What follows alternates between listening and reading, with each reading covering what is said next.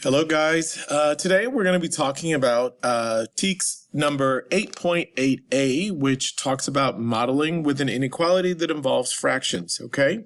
So in this particular case, this particular part of the TEKS says that we should be able to take a number story or a word problem and convert it into an equation. And we're also going to be dealing with fractions, which takes us back to a video that I did about a week ago, where we would convert fractions into whole numbers so we can use them to work better in terms of solving equations, okay? So the TEKS that primarily are going to be dealt with again would be 8.8a, which you can look for in the book, in the table of contents. But the supporting, or the secondary TEK, I should say, is going to be, and that's secondary TEK, not supporting, but secondary TEK is going to be 8.8c. So we're going to go ahead and start with the one that we have here in front of us. I'm going to go ahead and move over to the work in just a second. But if you look, it says write an inequality that represents the relationship. Twice a number plus 4 is greater than 2/3 of that particular number. So as I transition over to my paper, I have it rewritten here. So we know that 2/3 of a number, I'm sorry, I wrote that incorrect. It should be twice a number. Okay, so sorry about that. Twice a number plus 4 is going to be greater than 2/3 of a number. So whenever you see of a number, and I'm just going to abbreviate that there, of a number, of a quantity, of a value, we can associate that with the unknown, also known as your variable, okay? So again, twice a number plus 4 is going to be greater than 2/3 of a number. So when I hear something like twice a number, okay, I know that I'm going to be dealing with a variable. As I said, twice, of course, is going to make reference to 2 times. So when I'm dealing with a coefficient in a variable, I can say twice a number, okay? So I'm going to break down the entire statement. Twice a number. And then we go on to say plus 4. I know that that's going to associate to the plus symbol, so plus. And then it says plus 4. And I'm sort of going to attribute that to both of these, so I'll say plus 4. And then it says is greater than. I know that that's going to be the greater than symbol. I'm going to associate the words again. This is how we break it down. So I'm translating this number sentence or number story to an equation. Is greater than. I'm going to associate that.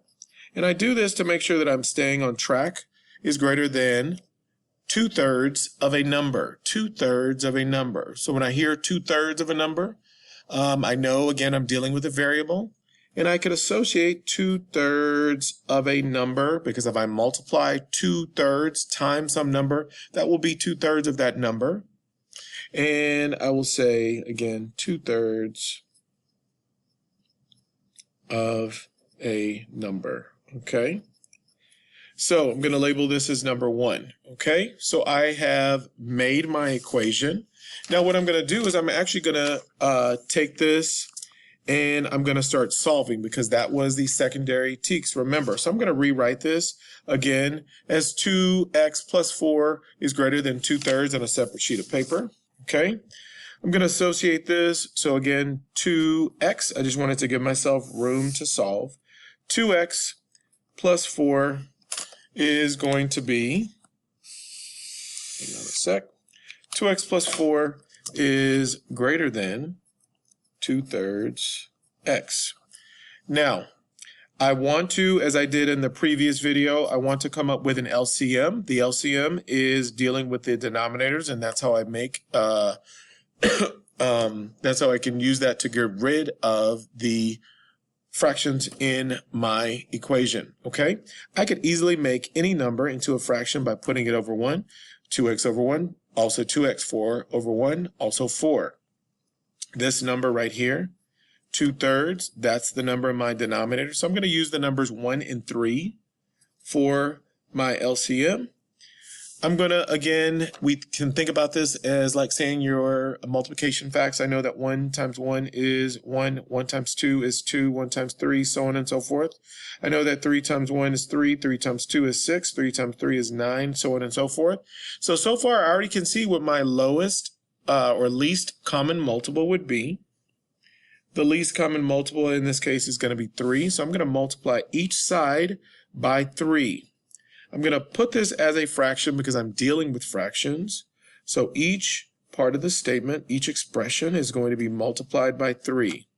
The reason that I do it this way is because I want to distribute each of these terms with the number 3, or distribute 3 to each of the terms, I should say. So when I do that, I'm multiplying each one. Okay, remember, 2/3 and x is going to be multiplied together, but I also want to multiply 3 times that. So I'll show you what that looks like here. So when I multiply 3 over 1 times 2x over 1, that becomes 6x over 1, or just 6x. When I do the exact same thing to here, it's going to be 12 over 1, or just 12, is greater than, I'm going to multiply each one of these terms. 2 times 3 is going to give me 6. Okay, 6 over 3. 6 over 3 is going to be 2. When I multiply 2 times x, it's just going to give me 2x. So again, 3 times 2, that's 6. This multiplied together is over 3. 6 over 3 would reduce or simplify to 2. 2 times x is going to be 2x. Now it's just a matter of me solving. I want to try to keep my variables as positive, but if I can't, then so be it. I'm going to subtract negative 6x from both sides. Okay, now remember, I wanted to keep my coefficient as positive just so I wouldn't have to deal with anything like dealing with flipping the signs, but in some cases I do. I've created 0 pairs with my variables. Okay, this is positive 12. It's greater than negative 4x. When I divide each side by the negative coefficient, remember my variable will stay over here, but my sign will flip as opposed to greater than, and it becomes less than. Sort of like I'm doing a double flip though, because I want to move x over here. So when I move x, okay, the sign also flips back. So that means that x is going to be greater than negative 3. Okay. As always, I want you to do your check, and you will do your check on the side over here, and I expect to see that work. Okay. So your check, of course, would go here, and I'm not going to do that because I've shown the check several times, but I know that this answer is correct, and I do want you to also try to verify that your answer is correct by choosing a value that satisfies this particular inequality. Excuse me. Let's go ahead and move on to our next example. Our next example is modeling an inequality that involves decimals. Also, it's going to be 8.8a, but the secondary is 8.8c, where you go ahead and solve it. Now, this says 2 water tanks hold 28.62 gallons and 31.2 gallons of water, respectively. The larger tank is leaking at a rate of 0.12 gallons per hour. The smaller tank is leaking at a rate of 0.08 gallons per hour. After how many hours will there be less water in the larger tank than in the smaller tank? Now, what I've done is I've already set up a framework for myself here for using the decimal. Now, it's going to be the same thing that we did on the other video with equations, where we're dealing with decimals, and that we're using the movement of the decimal in order to actually make things a little bit easier for ourselves. Now, just like in the earlier problem, we're going to be mapping the words from the problem using this particular framework. Now, what I'm going to do, I know that it's asking me for a time when the water for one tank is going to be less than the other tank. So I already think that I'm going to go ahead and associate a less than symbol there. I want this to also reflect what the problem says, in that I want for it to show, I want for it to show me where, as it says here, that the larger tank is leaking at a rate of this, the smaller tank is leaking at a rate of that. After how many hours will there be less water in the larger tank? So if I'm going to stay true to what I've done already, I want this side to be labeled as the larger tank, this one to be labeled as the smaller tank. And the things that I know so far, again, it would be that the larger tank, capacity of 31.2 gallons, smaller tank, capacity of 28.62 gallons, okay, leaking at a rate of 0.12 gallons per hour. That's gallons per hour. Okay, we have 0.08 gallons per hour of leaking in this one. Okay, so at this point, let's go ahead and set it up where the words follow along. Larger tank would be 31.2. Now, the word leaking implies something getting smaller, so I'm going to use a subtraction symbol. Okay, leaks at, and here is the rate of leakage. Okay, the rate of leakage would be 0.12 H, because I know that it's leaking at, again, a rate of 0.12 gallons. Multiplying that by the number of hours is still going to be less than 28.62. Your leakage rate here is 0.08 gallons per hour. Again, I'm going to label this smaller tank. Leaks at, and the leakage rate. Okay, so far, these are the things that I know. Okay, and I've set up a problem for myself. Whereas I know, again, according to what that problem says, is that a larger tank is leaking minus at a rate of 0.12 gallons.